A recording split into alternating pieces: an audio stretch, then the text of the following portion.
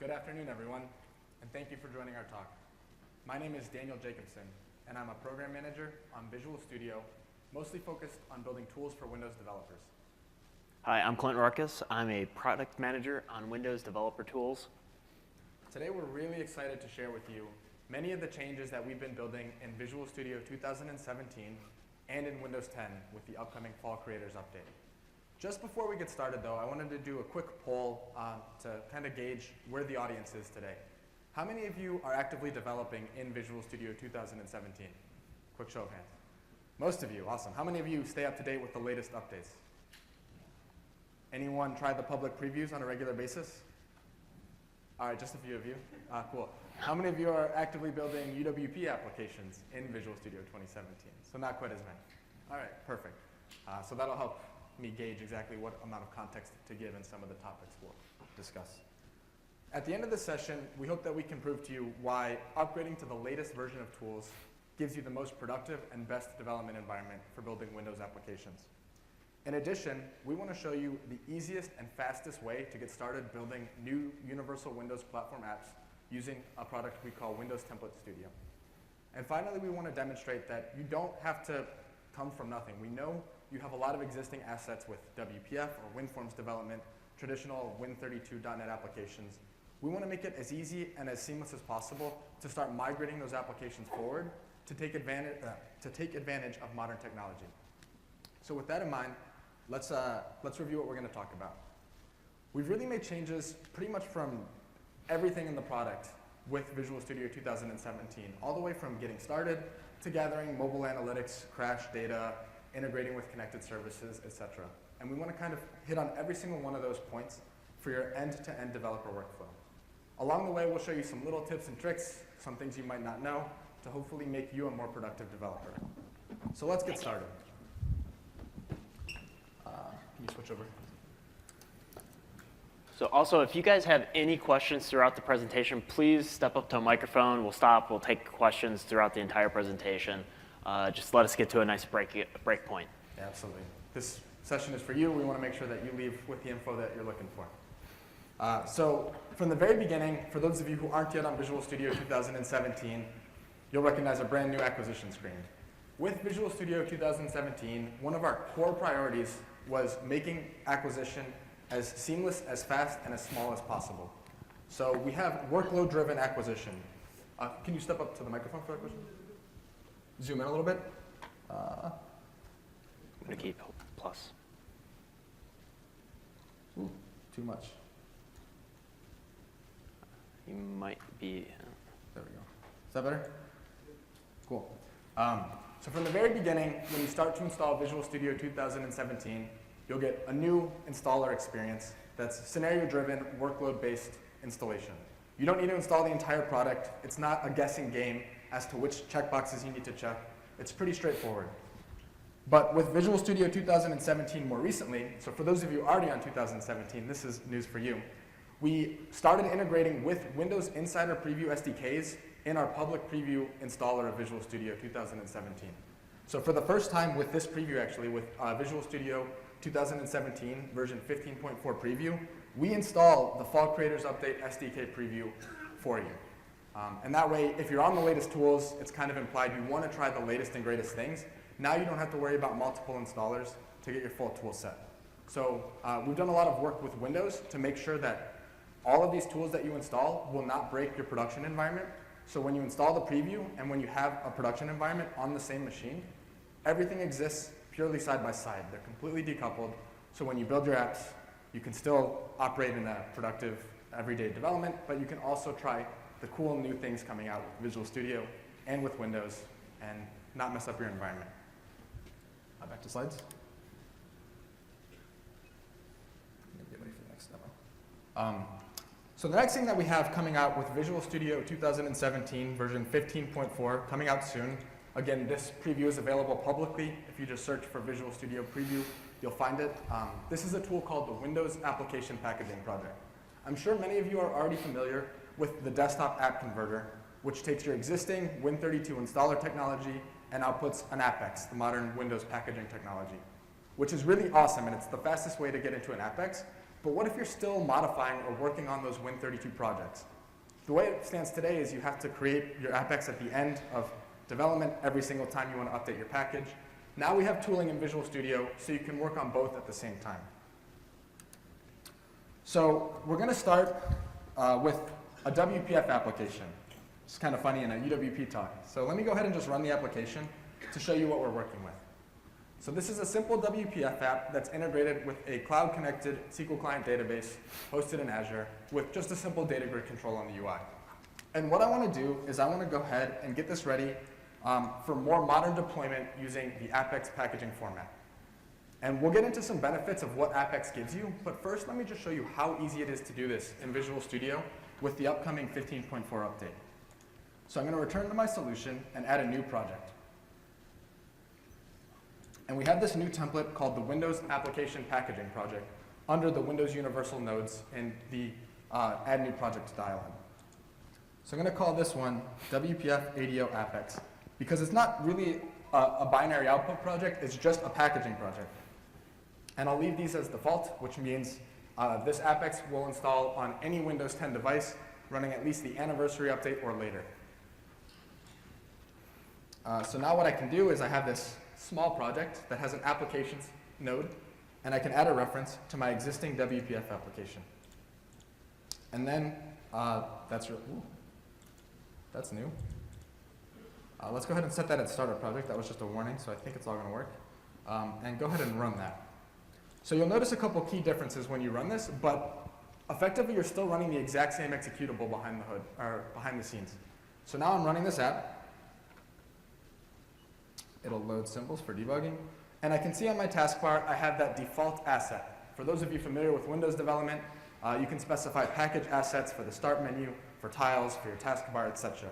We provide a default one, but this is something that you wouldn't see with the Win32 version. In addition, if I go ahead into the task manager, I can see that the process is running a little bit differently. So I can see I can't navigate directly to the executable, but if I expand to more details, I can go ahead and see in that package container is the exact same exe. So if I open file location, it's exactly what I would expect from a WPF output. So just like that, I have a package, I have an AppX, you can see in my AppX folder, and I'm ready to essentially deploy to a web installer, to the enterprise store for business, to the Windows Store. You can even double click to sideload it. There's a lot of different ways you can actually install an AppX.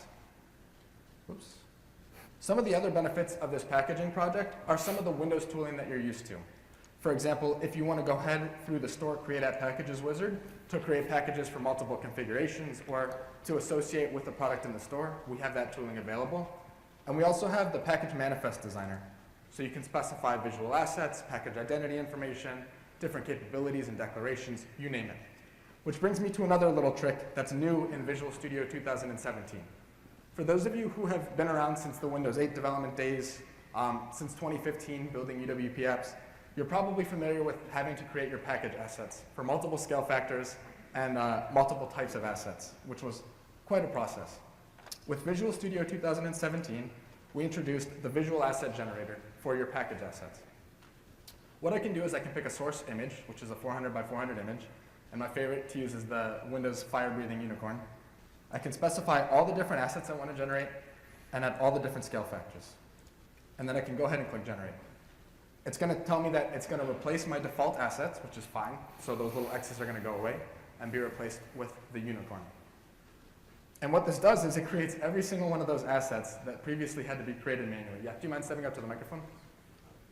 Thank you. SVG support? SVG support. So we don't yet have SVG support for package logos. Sorry? Please. Please. I'll keep that in mind. Xcode does. Yes, we're familiar. So we've heard that, and we're looking into the best way forward for modern assets in Windows. But so this is at least a stepping stone, so you don't have to worry about scaling your assets manually. You have a button to click it and do all of that. And what it actually does is it gives you a logo on the taskbar. So I'll run the app one more time. In the start menu, pretty much everywhere you need it to run to have an asset, you now have an asset. So I can see I've got my unicorn on my taskbar. If I search, I can see recently added. It has the unicorn here. If I pin it to my start menu, I have the same asset there. And now this package is essentially ready to go anywhere. Like I could go ahead and deploy this. When someone installs it, they get all these logos. But why would I actually want to do all this? So let's go back to the slides and take a look at some of the benefits that Apex gives me. Some of the really great things about the Apex model is that it gives you automatic intelligent download. So for those of you international organizations out there, if you have any locale specific resources, you'll only actually download the ones that are applicable to where you're installing the application. Same goes for scaled resources. Depending on your DPI of your machine, whatever assets you need for that machine, that's what will be downloaded. You're not going to download everything. In addition, this will automatically update the package in the background. So, for example, if you're using Click Once Installer today, I know many of you have seen this whether you're building or consuming Click Once apps. You're ready to use the application, you launch it, and then it asks you to download and install an update, which is not the most convenient experience when you're ready to use the application. We also do block level updates, so if a single DLL or a single asset was changed, you're not going to re-download the entire package when you do an update. You're just going to download and install what's new. And finally, we have automatic dependency management with Apex. In the packaging format, there's a way to specify other package dependencies, and so those will be installed behind the scenes without any manual user interaction. What's really cool and what we announced just a couple days ago is that you can now host your own web-based Apex installer. So similar to the way Click Once works, you don't need to go through the store, you don't need to go through the enterprise store. If you want to get these Apex packaging benefits for more modern deployment in your enterprise, you can do so hosting it at your own URL. And you can get more information at aka.ms/apexwebinstall. So combines tools, modern platform, easiest way to get modern deployment. The next thing that's coming with the Windows 10 Fall Creators Update, I'm sure you've heard about it, is .NET Standard 2.0 implementation. Before we get into exactly what that brings, let's do a quick history of what .NET Standard is and why it's so important. So .NET Standard brings all of our .NET ecosystem platforms together into a single reference implementation of how each platform should behave at a base level. It's essentially the core implementation of what a .NET platform is. As .NET grows and expands to support an increasing number of platforms with our open source version of .NET Core to the full desktop .NET framework, we want to make sure that .NET developers have a consistent experience everywhere. And that's ultimately what .NET Standard is. In addition, we built tooling on top of .NET Standard called the .NET Standard Library. I'm sure many of you have already built portable class libraries in the past, which have been an amazing tool for sharing code across multiple .NET platforms. And the way those works is you specify your platform dependencies, and then the tooling restricts the number of APIs available to the APIs that are shared in each of those platforms, which is awesome when you know exactly what platforms you want to target when you're building them. But what happens when a new platform is introduced, and now you want to share your code in that platform as well? You're not guaranteed it's going to work. You try to retarget to that platform, it doesn't build, and it becomes a little complicated and a little more difficult to manage. With the .NET Standard Library, it's a single reference implementation that's guaranteed in all platforms that implement that version of .NET Standard. So if you're building a .NET Standard 2.0 library, for example, you know that shared code will work in all .NET platforms that implement .NET Standard 2.0, including the Windows 10 Fall Creators Update. When we first released .NET Standard, the API set was a little limited. It was new. It was built mainly for .NET Core 1.0 to support our goals there. But obviously, as a more mature technology, with the introduction of .NET Core 2.0 and .NET Standard 2.0, it's much, much more productive and much bigger. We have about 20,000 more new APIs in .NET Standard 2.0 than we had even in 1.6, which was the highest version before. And while it may not seem like it when you're doing day-to-day development, a lot of those new APIs are filling in holes that were hard to spot. For example, if you tried to do reflection in UWP, a subset of the APIs were available, but not all of them. And from personal experience, one of the really frustrating things is when you're looking at samples online that were maybe .NET Framework, so like a WPF app, and you want to try to do something similar in UWP, and you start typing your code, and you see some of the APIs available, and then you keep running your code, and then some of the APIs aren't available, you get really confused. Why isn't this working? So we filled a lot of those holes with .NET Standard 2.0. In addition, we did an analysis on all of the .NET packages on NuGet.org and determined that about 70% of them are already API compatible with .NET Standard 2.0. One of the biggest problems with introducing a new platform is having third-party library support. But with .NET Standard 2.0, we've introduced a compatibility shim layer that lets you reference those existing full framework packages. So all of the history that you have with .NET Framework for WPF, for WinForms, for ASP.NET development, many of those will just work for UWP development with .NET Standard 2.0 using that compatibility shim layer. And this is huge news, especially for those of you with years and years of existing assets built on top of .NET. So much of that code can be reused in UWP now. Some of the APIs that we've introduced, I think some of the most important ones for you will be at the top, including SQL Client, Dataset, and Data Table. And then we filled in many of the gaps in some of the below APIs. One of the ones I mentioned was reflection, even primitives and collections. All of those are available in NET Standard 2.0. So that's the NET Standard side of things, but I would be remiss if I didn't call out .NET Native. And so I know not all of you are doing UWP development, so let me do a quick history on what .NET Native is. .NET Native is an ahead-of-time compilation technology available to UWP developers and enforced in the public Windows Store that essentially takes your intermediate language binaries produced by the .NET compiler and compiles them one step further to native code. And what that'll do is it'll give you no just-in-time compilation when your code executes, so a much faster runtime, much faster startup, and just a more performant app in general. We've also observed about 40% lower memory usage for apps compiled with .NET Native. And one thing to call out, if you do go through the Windows Store, the public store, we enforce .NET Native because obviously there's so many different types of Windows 10 devices out there. This enforces and ensures the most performant platform for all Windows users. If you're doing your own hosted installs or through the Store for Business, you can manage your apps the way you'd like. So some of the things that we've improved recently is, first and foremost, we actually ship the entire .NET Native toolchain as a part of the NuGet package that contains the .NET implementation for UWP developers. So again, if you haven't done UWP development before, that may be news to you too. I'm assuming you have some knowledge on that. All of .NET for UWP development is shipped as a set of NuGet packages, so you can iterate at your own cadence. You don't have to take a dependency on a full framework being installed on your customers' devices. You can update it at your own free will. So now, before we had the .NET Native toolchain as a part of Visual Studio, but the .NET implementation for UWP as a set of NuGet packages, you kind of got into this fragmented world of .NET that was a little more complicated to manage. Now everything is a part of the NuGet package, everything is going to work great together, and all of that works in Visual Studio 2017. We also have in beta incremental compilation support for .NET Native. One of the disadvantages of .NET Native is longer compilation time. There's additional steps. So we don't always do .NET Native compilation. If you're using debug mode, it's not .NET Native, so it's very quick, just like traditional .NET development.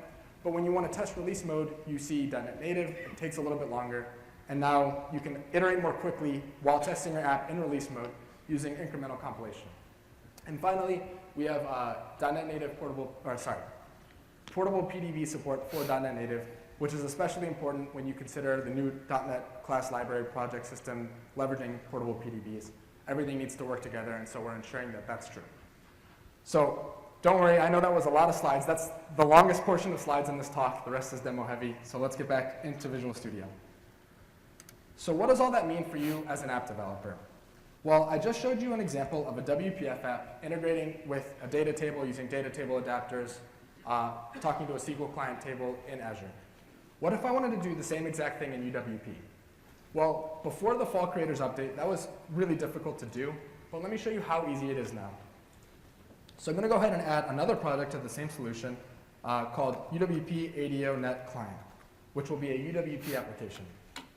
I'm going to make sure I specify my minimum version as the Fall Creators Update preview, since that's the only version that has the .NET Standard 2.0 implementation.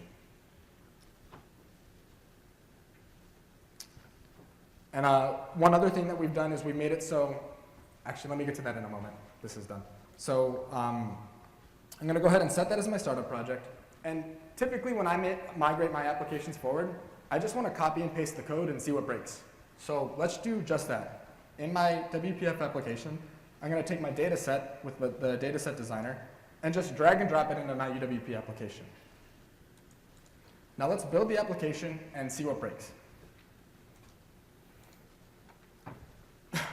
And if I were to try to do this in any project that was less than the Fall Creators Update, you'd probably see hundreds, if not thousands of errors because of APIs missing and APIs that aren't supported in .NET for UWP development. But now when I try to do this, I should get it mostly working. So I see one error. And the only error that I'm getting is essentially trying to reference my connection string from the properties class. And the biggest reason is because the way settings work in UWP is different than in WPF. If I go to my WPF application, I can see I have my settings class, and I can open the settings design tooling. So what I'm going to do is I'm just going to copy the connection string, and then I'm going to return to my dataset designer, and just for simplicity, let's just go ahead and hard code it.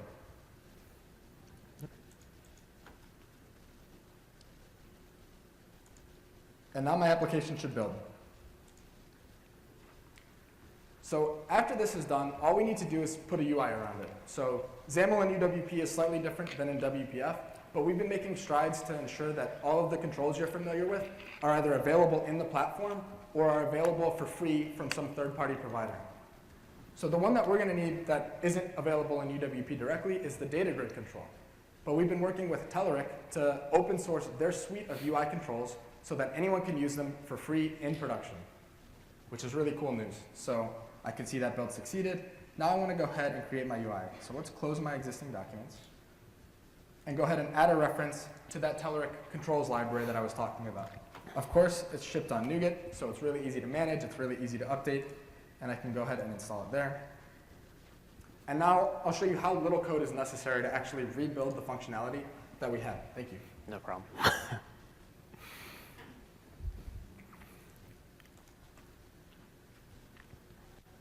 So that is restoring, finished. I'll first do the UI and main page, and I prepared a snippet, but the code is pretty simple, so we can take a look at it once the toolbox loads. One other thing you'll notice too is that with NuGet packages that contain controls, we've added support for library authors to specify metadata so that it'll get populated in the toolbox once it indexes.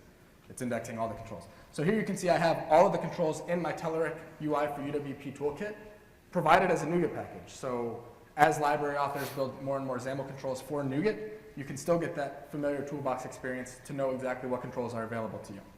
But what I want to do is just go ahead and drag in my UI code and remove my default root grid. So here I can see all I have is a grid with 3 rows. In the top row, I have my text block that's explaining what this project is. In the middle, I have the data grid. And at the bottom, I have a button to refresh.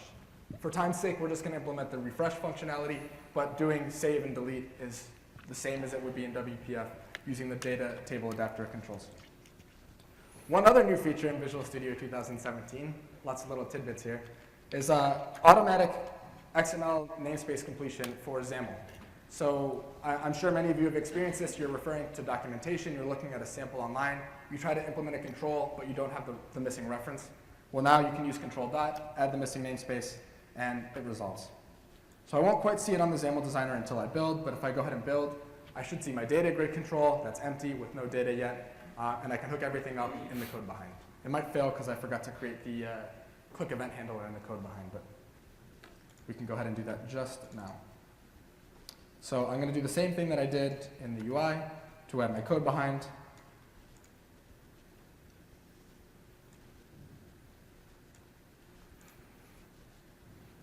Let me indent that so it's a little cleaner. And that's it. So again, I'm using the same exact code that I would in WPF. I'm creating my data set and my data table adapter, which are my users table adapter, and now I can run the same exact application as a UWP app. So let's take a look at what it looks like. And I just want to reiterate, this was like years of work trying to get to where we are so that all of your existing .NET code can pretty much just move straight forward to UWP.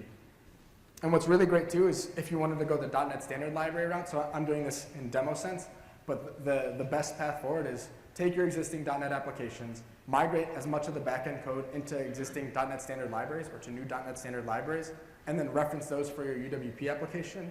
And then as you continue to iterate on those .NET standard libraries, you get benefits in both projects. So here we go. Even the WinForms? If you're using .NET standard, yes, you can even support WinForms with that backend code. So here we go. I see the same exact thing. The only difference is I haven't tailored my UI to support better columns, so I have some extra metadata from my table adapter, but that can all be filtered out through the control or through data manipulation. But some of the things that I get that I wouldn't get in WPF is automatic filtering in my control, because this is coming from Telerik, so they've really beefed up their data grid control. So for example, if I want to see which IP addresses have accessed this database at what time, I can go ahead and filter on IP, just by dragging and dropping that into the column header. You also get additional benefits in UWP. Everything is touch-friendly by default. You can filter, I can touch. You get better security models and things like that. So just for a little bit of work, redoing a little bit of the UI, you get quite a few advantages. So the last thing I want to do is show that this is actually real and running against the same exact database as the WPF application. So let's run my WPF app, which is, again, talking to the same database. And this is actually the Apex version of it. So both of these are running in an Apex package. One is UWP and one is WPF. We've really come a long way in the past 10 years. And let me go ahead and delete some of these records. So let's delete everything over 100. So from 100 all the way to 169, I will delete and save. And now I will refresh this, and you can see all of those will go away. So same exact app, talking to the same exact SQL client table in Azure, running the same exact .NET code with one line of change to change my connection string. And that was it. Cool. Thank you. So how are we doing all this with .NET? You can go back to the slides.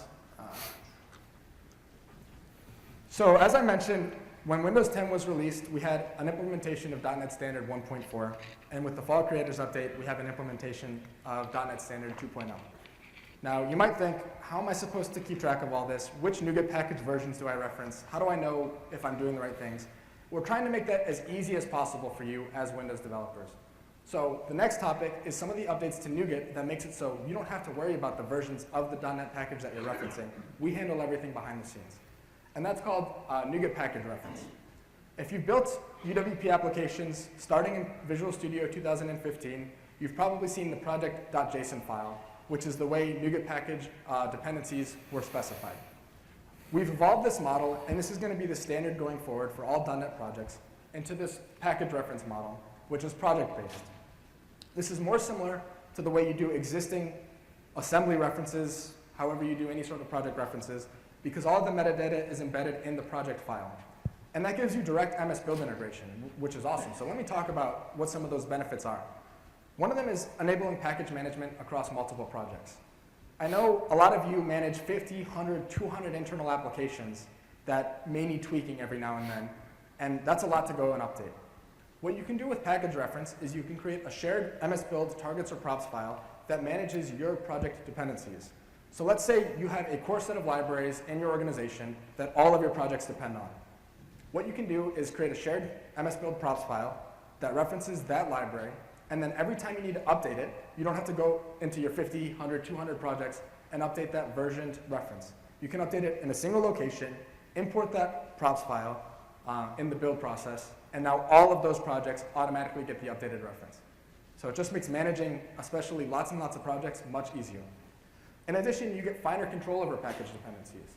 With MS Build, you can do conditional dependencies. So if you want to do it different dependencies on debug or release mode or for different configurations, x86 versus x64, you can do that, which is really great if, like I said, you have your own core libraries in your organization and you want debug mode when you're building a debug version of your application so that you can debug if the NuGet package is going wrong.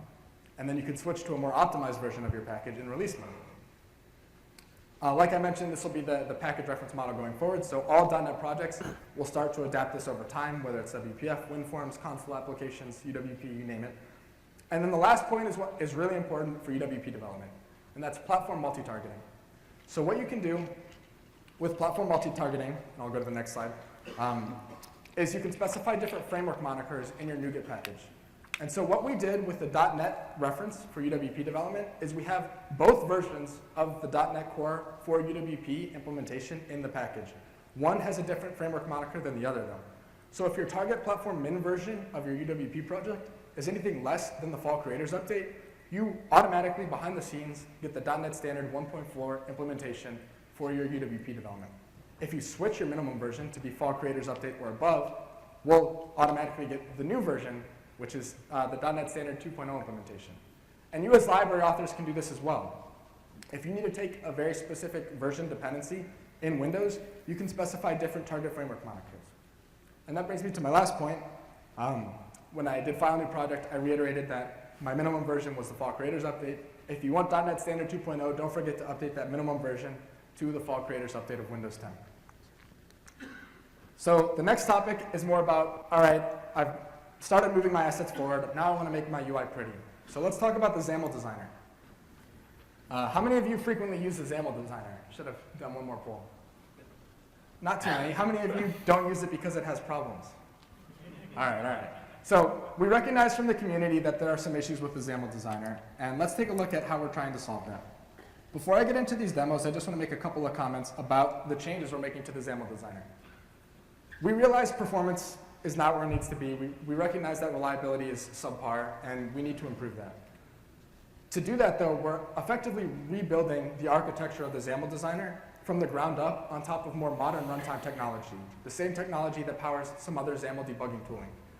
With that in mind, we've actually had to disable many of the XAML tooling to support our architectural goals, and we're working to re-enable them as quickly as possible. So the XAML Designer in our initial releases is only available if you're targeting the Fall Creators Update. We don't want to break existing developers. We want to make sure that what we deliver is on par, if not consistently better than what they see today. So let's just talk about performance first. This next demo that you're going to see has the exact same XAML page in 2 projects in the same solution, one of which is targeting the Fall Creators Update, and the other is targeting the Creators Update of Windows. The one on the left is going to be the Fall Creators Update, which contains the updates to the designer. The one on the right is the Creators Update, which doesn't have the updates. So it's what you would see today.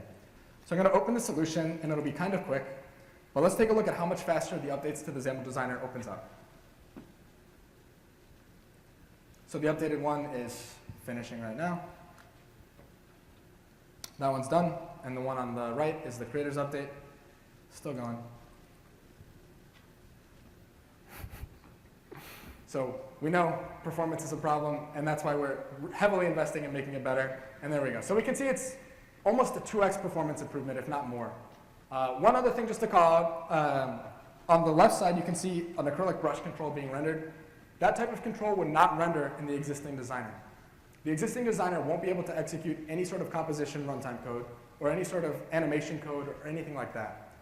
That brings me to the next point. One of the other huge investments we're making with the updates to the XAML Designer is a higher fidelity of what you see on the design surface. So I have several demos to highlight this, and this one's really fun. So we partnered, one of our Microsoft MVPs gave us a private version of their company's NuGet package to show off some of the updates to the designer. The company is called Esri, and they build geographical geolocation software, mapping controls, things like that.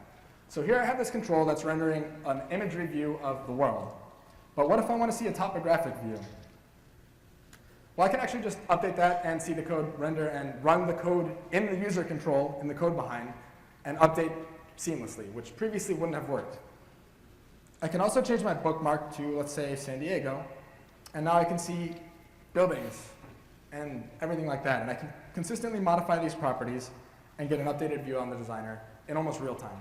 And this is running at the same performance that your app would. It's essentially a wrapper around your app's code. So it's going to be so much faster than what you've seen in the past. Let's take another look at where fidelity is really important. And again, this next demo, Fall Creators Update is always on the left, Creators Update is always on the right. So you can constantly see that performance change. So here we go, the Fall Creators Update is done loading. And this is a web view control. In the existing XAML Designer, you won't see a web view control render. So if you're building a heavily web-based XAML application, you can't see any of that. And you can see this is just Microsoft.com. As the website updates, you see the updates in the XAML Designer. And there we go, the Creators Update version loaded, and it's just a blank screen because it can't render the web view. And just to prove the point, I can see the XAML is identical. I'm just having a single web view control pointing to Microsoft.com. And finally, one more, where fidelity is increasingly important. I mentioned composition, and obviously one of our huge goals with Windows 10 is the Windows Fluent Design System, which one of their core priorities is material design, which gives you those acrylic looks and feels. It just makes everything look nice and neat. And here you can see I'm using another third-party control called the UWP Community Toolkit to use a drop shadow panel, which also leverages composition APIs behind the scenes. So my Fall Creators Update Designer loaded pretty fast. My Creators Update is lagging behind, but I'll show you the difference once they both load. So again, I have the same exact XAML. I'm using the drop shadow panel control, and this is a pre-release version of their package, but we're already starting to work with XAML controls providers to implement new design patterns to support our updates to the designer. And here I can actually change some of the properties of my drop shadow panel. The orange is nice. I think there's too much orange. Let's go ahead and change that to purple. Purple and orange looks good. And I can change the blur radius to just give it like a halo effect. And all that renders using composition behind the scenes. So as we continue to implement with fluent design patterns, with acrylic, with more composition-based design and animations, all of those will actually work in the updates to the XAML designer, which you can try by targeting the File Creators update of Windows 10. Speaking of XAML, I'm going to pass it over to Clint to talk about something new coming with Windows 10 called conditional XAML. Hi. So how many people here have ever hit this scenario where a control is not available in the current version? So with Windows 10 File Creators Update, we have new controls here. And I'm going to go, switch to my computer. And here I have a very, very basic application. This application here is targeting the File Creators Update. And I'm going to show you the pane here. So it's currently targeting an insider preview, but this is actually a File Creators Update version. And then my min version is Creators Update.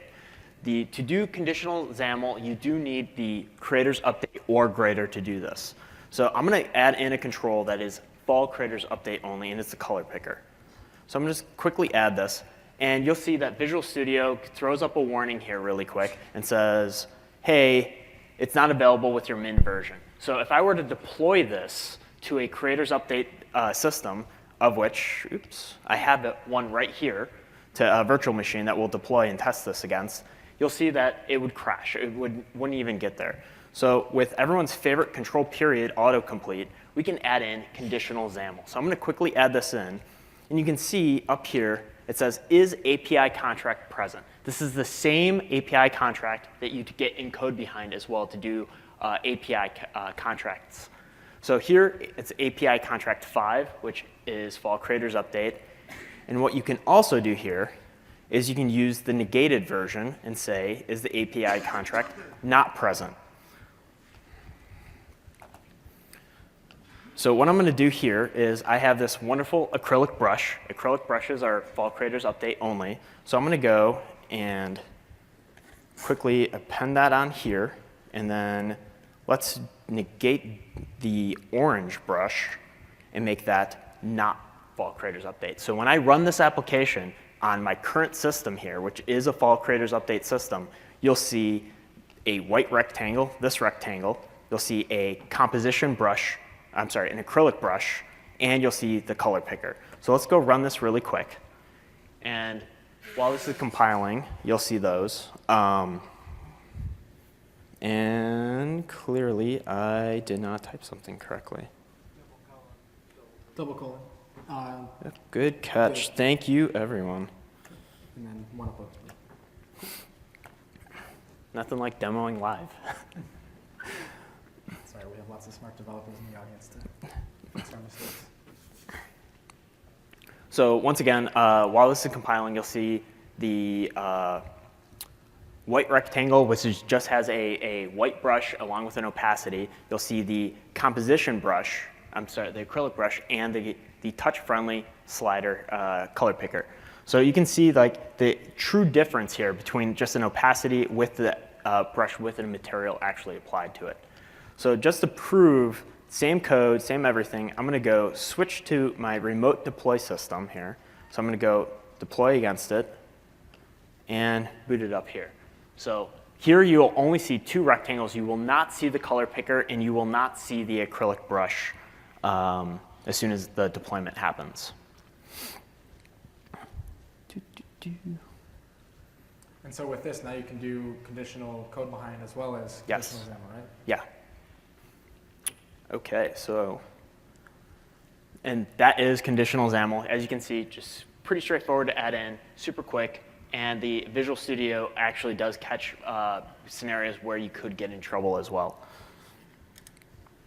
So let's go talk about, now my favorite thing personally is Windows Template Studio.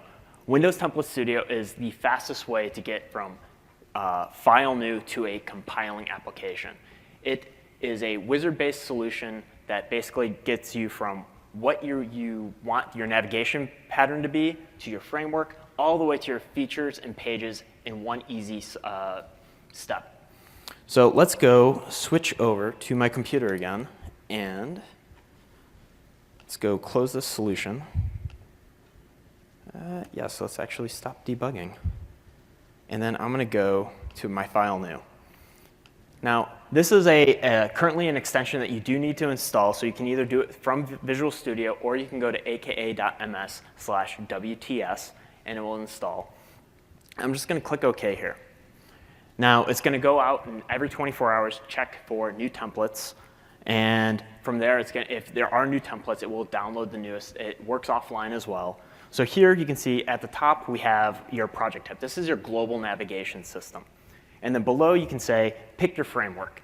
So here, let's say I don't know what a MVVM Lite framework is.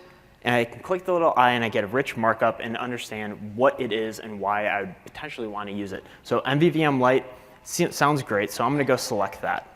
And now you can see, actually, because MVVM Lite does have an additional license, the wizard does tell me of that. If I click the license, it will actually go to the license page so you can better understand it.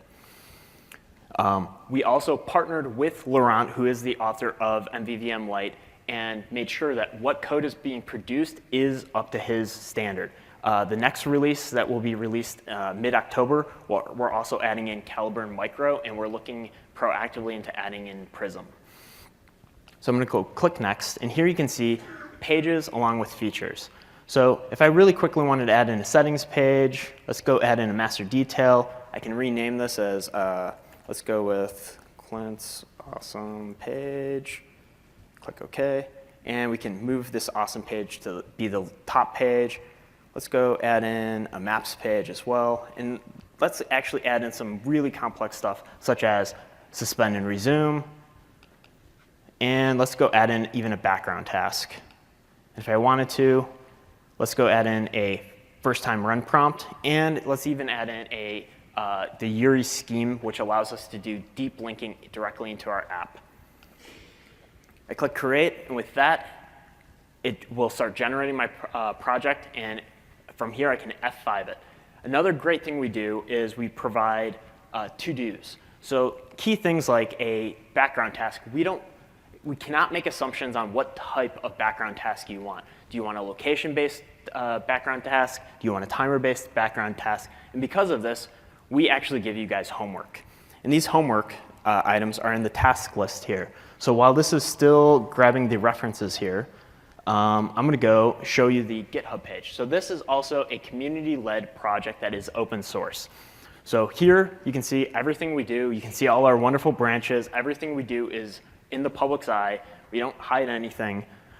We also have issues, so if you guys want a new feature or a new functionality, 100% please tell us.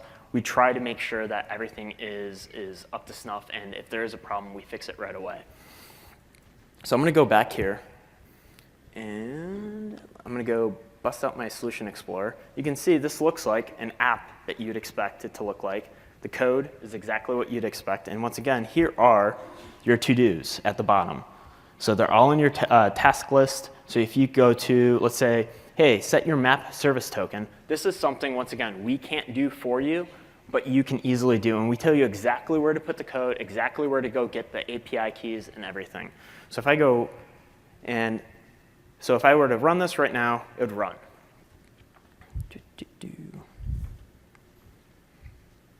And come on, compiling. So what are some of the top feature requests that have come in from community feedback? So one of them was Calibre and Micro, add in that function set. Another one was add in Prism. So another one was, ironically, the first-time run prompt along with what's new prompt. So both of those prompts were actually community contributions back into the project here. So if I click that, you can see it went away. And that prompt will never appear again because it's a first-time run prompt.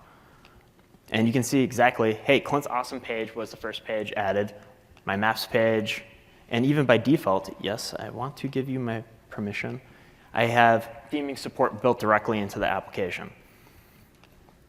So, but what happens if I wanted to add something in after the fact? So another feature request by the community was right-click add. So now we can go back in and add in a right-click add. Let's go for simplicity's sake. Let's go add in a grid, which uses the teller control. How about a chart? You know what? Charts are better. Let's go add that in. So I'm going to go add in my chart page, and I'm going to go click Next. And what you can see here is every file that we will modify, we will add, or what files are unchanged. So before we do anything to your code, we want to be sure that you are OK with us touching and modifying your code, and we'll show you bit by bit what was modified. So let's go add in here. You can see we highlight what items were modified. And if you're OK with the changes that we propose, you can click Finish, and it will automatically, or if you click the Do Not Merge changes, we create a temporary file, and you, the developer, can modify your code as needed. So I click Finish. It's going to add in the chart page, and then we can compile, and it will fully run it. We also give you a full markdown file of what was changed and what you, as a developer, would need to do potentially. So if I run that, it's going to show that page. That's awesome. So like I said, our goal is to get you, the developer, up and going quicker.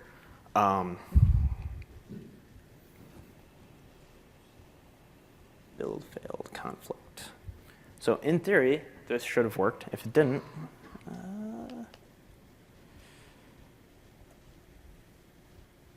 OK, so clearly that had a bug, and I will file this bug against my dev team. Let me go do that right now. Anyways, another really cool thing that we're adding in is Visual Basic support. This was a big item that the community asked for. As you can see right here, it is a issue 371. So I'm going to show you the first public preview of Visual Basic support here. So what you're seeing here is our little emulator of Visual Studio, because doing extension development typically means you have to shut down Visual Studio, install it, attach a debugger, and everything. So we built our own little shim around that so we could iterate a lot quicker. So I'm going to go click this. I'm going to go start a project. And now this is going to actually locally do everything that would be not done locally. So it's going to go decrypt our package. And you'll see a couple little UI differences here because we're moving forward the user interface. Really quick, I'm going to go click Nav pane. I'm going to click Code Behind.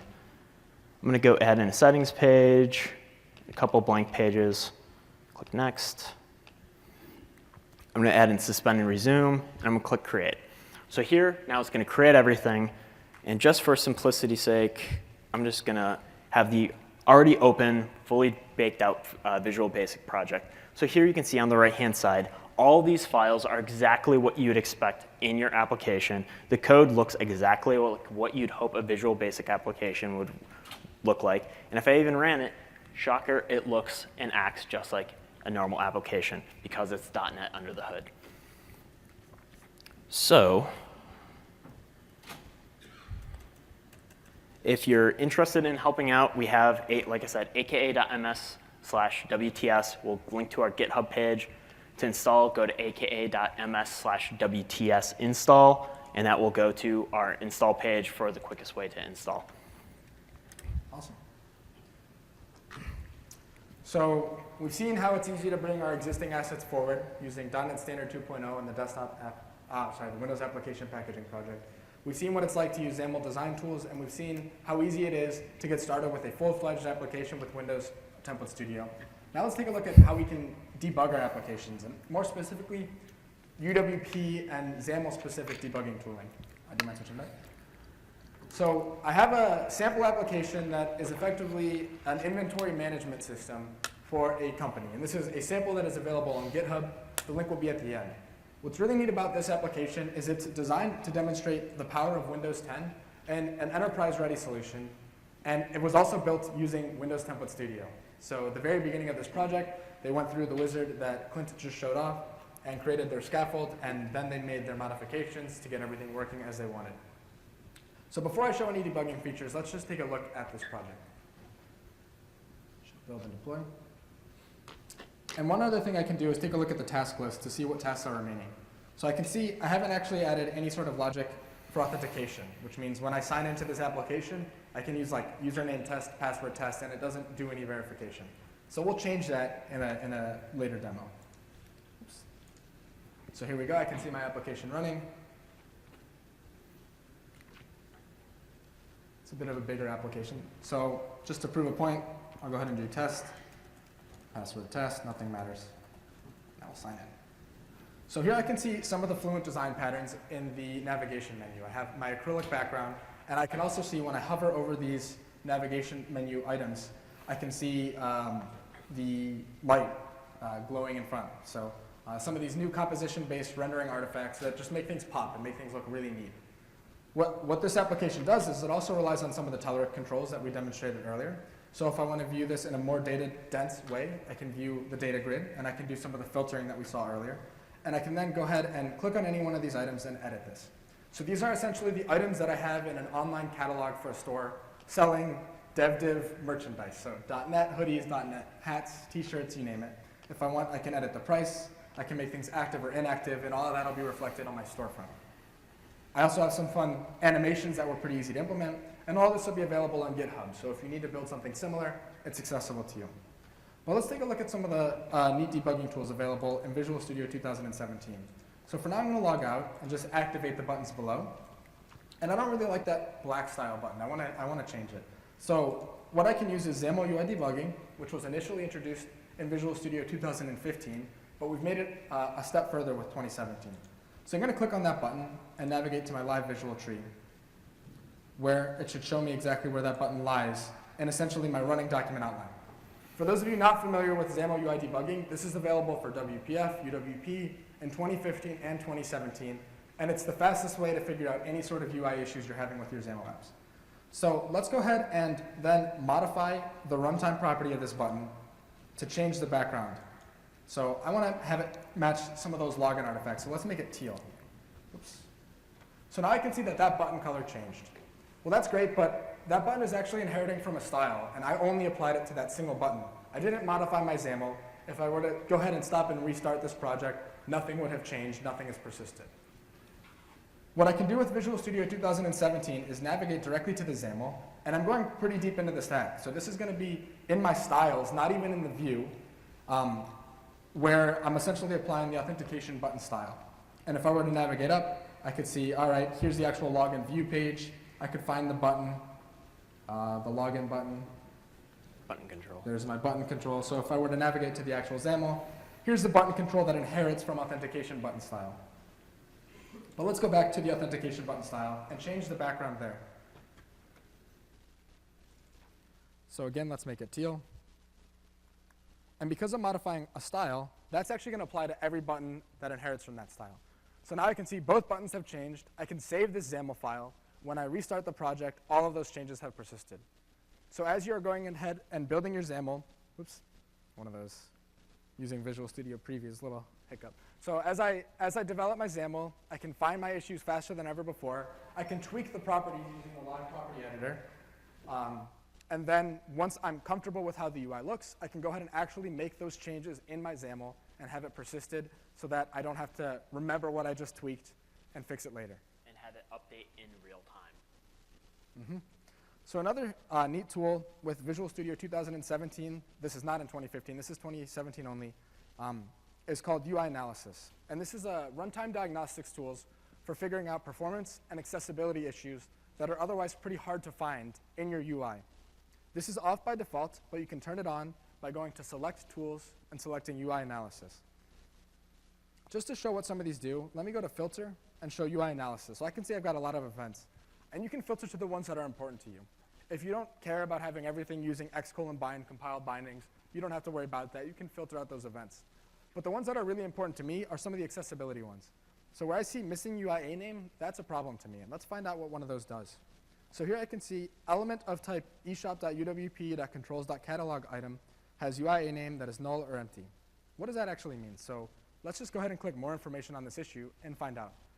So we have this web page with documentation about all of the UI analysis issues, whether it's performance related or accessibility related, to help you understand what went wrong and how do you fix it. So if you don't have an accessibility UI automation name on a control, when screen reader technology or accessibility technology tries to access that control on the UI, there may be no indicator to the user what that control is for or what it does.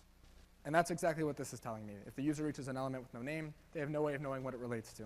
And the solution is to just set the automation properties.name in the XAML. So what I can do is I can double click on this event. It'll take me exactly to the XAML that was the culprit of that event in UI analysis. And then using XAML edit and continue, I don't even have to stop my code from running. I can go ahead and add automation properties.name equals catalog item. And now I can keep running my code. It's still running. The next time I run the code, that UI analysis issue will go away. So one of the trends we've noticed, and I feel like this happens in all sort of software development, is UI performance and accessibility is one of those afterthoughts. It's you build your code, you get it functional, you get it looking nice, and then you realize right before you have to ship, oh wait, we have these performance issues, we have these accessibility issues we need to go fix.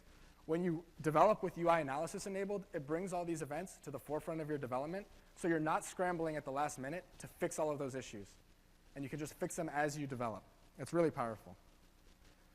So the next thing I was mentioning earlier, I hinted at it, we haven't actually implemented any sort of authentication in this sample application yet.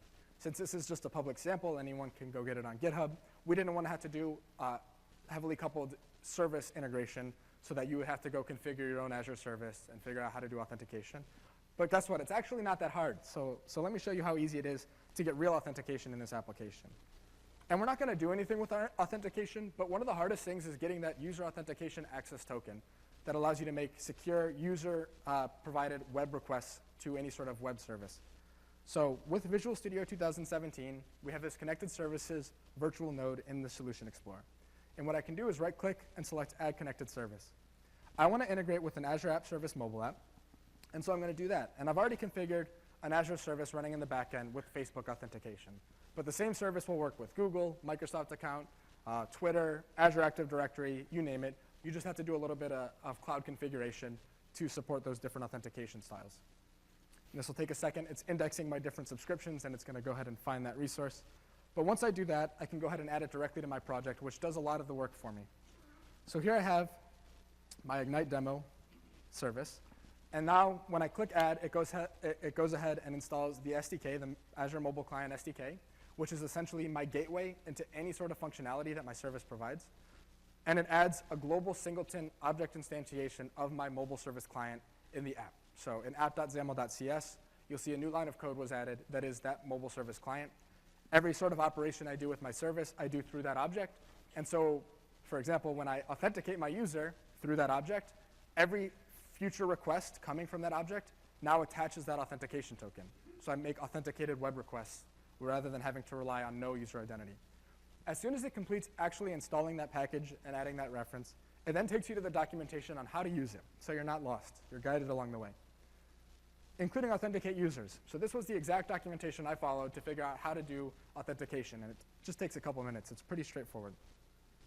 So let's look at app.xaml.cs to see what was created, a pointer to my mobile service client and running my mobile service, and now I can use this anywhere in my application. So let's use my to-do list to figure out where I actually need to integrate my own authentication, and it's right here. How convenient. So app.ignite2017, my client, .login async, and I'm going to go ahead and await this so we don't try to execute any additional code. I'll make this async. And don't get scared by this. This is just an enumeration. So I'm just saying I want to use Facebook, but as you can see, the same exact SDK supports Facebook, Google, Microsoft account, Twitter, and Azure Active Directory. It's just different configuration in Azure. And that's it. So I'm going to control dot to add the missing reference on login async, and I'll place a breakpoint here and run my application. So one line of code, a little bit of cloud configuration, maybe 15 minutes on the Azure portal, and you can get authentication up and running. So every request you make to your service has that identity. It has user identity.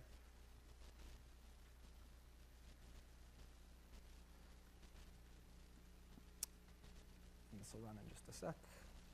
I feel like we should have elevator music for compile time. I think I've abused this computer a little bit preparing for this demo. It's no longer happy with me. But lots of preview stuff installed, you know. There we go. So before you fully log in, let's just prove that there is No authenticated user, no authentication identity. here. Sure. So here I have my application running. I have not signed in yet, and it's going to be triggered by the sign-in button, so the username and password box aren't going to do anything in this scenario. I could remove those if I was doing service-based authentication, but just for the demo, we'll make it simple. And let's go to my watch window. And what I want to watch is I want to watch my current user. Ooh. Let me remove some of these tools.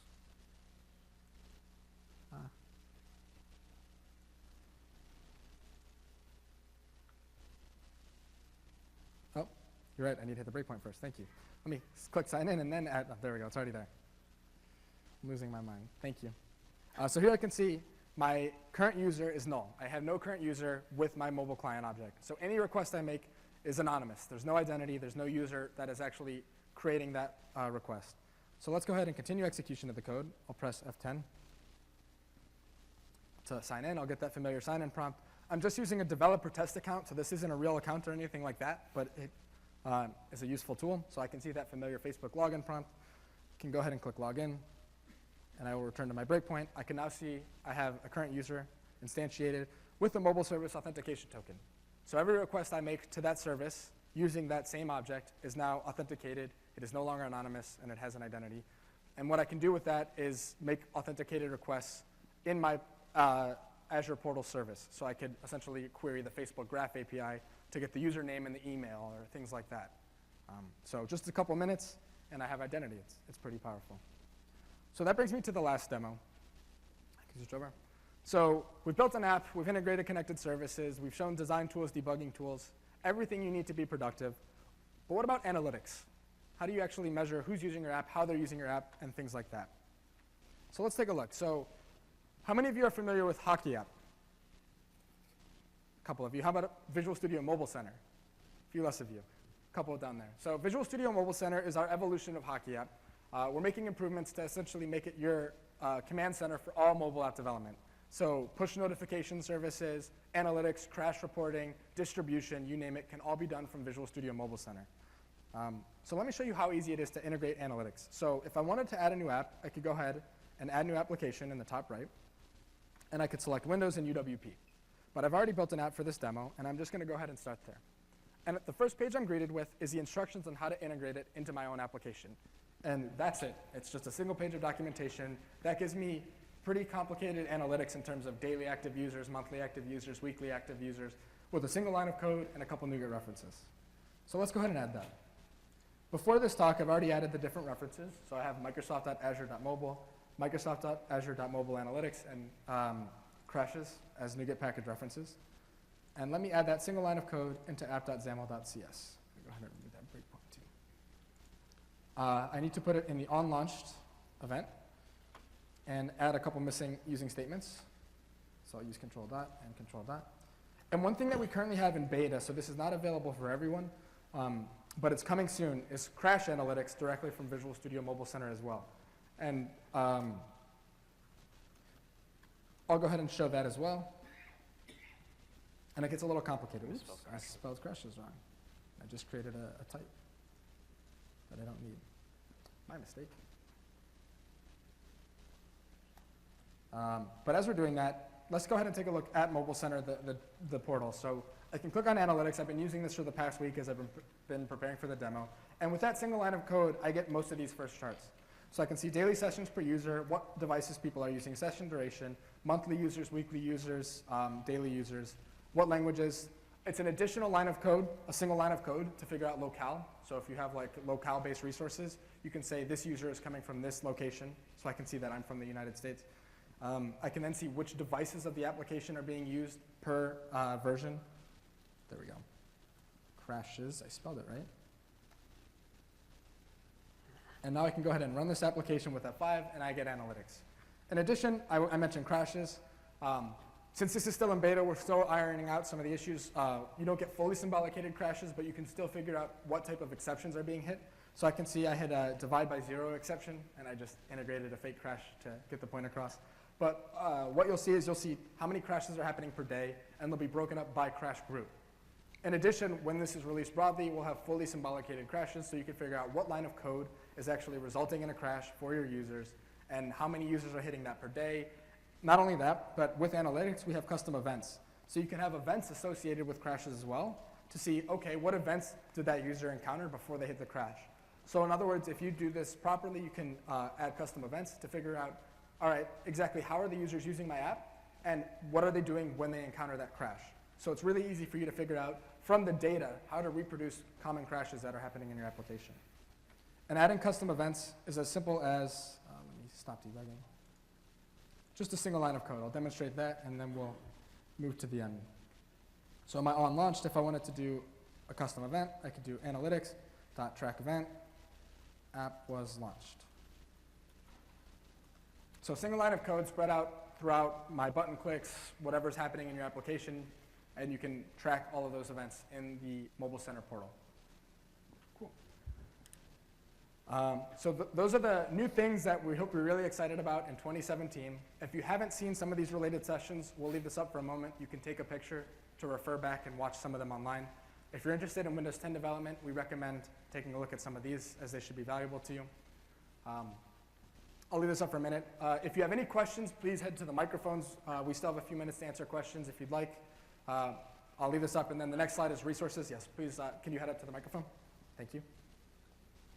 The next slide, if you want to take pictures, is how to get some of those things that we demoed. So if you want the source to that shop portal app, you can find that. If you want Windows Template Studio, as well as how to do Apex web-based installers, similar to Click Once. Yes? You mentioned taking advantage of late operating system features while targeting early versions in the code. Can you please elaborate? Sure. So it was actually a major yes. beef of mine. So with Windows 10? Since WinRT. Just Windows 10 based? No, even Windows 8. Even Okay. Windows Phone. So with Windows 10, what you can do is you can use the latest version of any API. So let me actually demonstrate this in the code. It might be a little easier. Okay, the real question is, how do I use the latest version of API without losing compatibility? Sure, I can show that. Do you want to go back here? So let me go ahead and just show you the API that you would use. So on launch, we have essentially a contract in WinRT for Windows 10 that checks if an API exists on a device before you call it. So if I wanted to do if windows.foundation.metadata.type information, API information, thank you, Stefan. Is type present, or is API present, or is any of those things present? And then you specify the type via a name. That code will only execute if that type exists on the device. So that code will run if you're on the version that supports that type, and it will just skip over that code if it doesn't. So you can use the latest, any SDK targets. Depends which, this is to make your application type safe. So like what I did with API contract, or the conditional XAML, is exactly what you do in code behind. You check if this thing is present, and then you. No, I get the logic. It's Yep. just that in the past, the toolset didn't allow for discrepancy between target device and the build SDK. No, that's why we have two versions. So I think That's the min version. So that's, yeah, sorry. Yeah. And I can show you that. So that's, in the properties, you have the target platform version and then the minimum version. So you can specify a range of what you're targeting as the latest, and that's the APIs you can use. And the minimum is essentially the minimum version that you're coding against, that you test your application on to make sure that you're not getting into any type-related issues. Great question, thank you. Let's go back to the slides for a moment. And while that's happening, so for the wonderful raffle tickets everyone received when they walked in, we have service styles. So I have 3 of them. So I'm just going to list off the first 3 numbers. I'm sorry, the last three. Ticket 117, ticket 056, and ticket 116. So if you have those, come on up. If you don't, I will draw more numbers. And as we close up, just our Twitter's handles are at the bottom. We'll stick around for a few minutes. Yes, do you have a question? And finally, please evaluate this session. We love doing this, but we want to make sure that you get the most out of it. Let us know what you liked. Let us know what we could have done better for the next time. And of course, we'll take all of that to heart.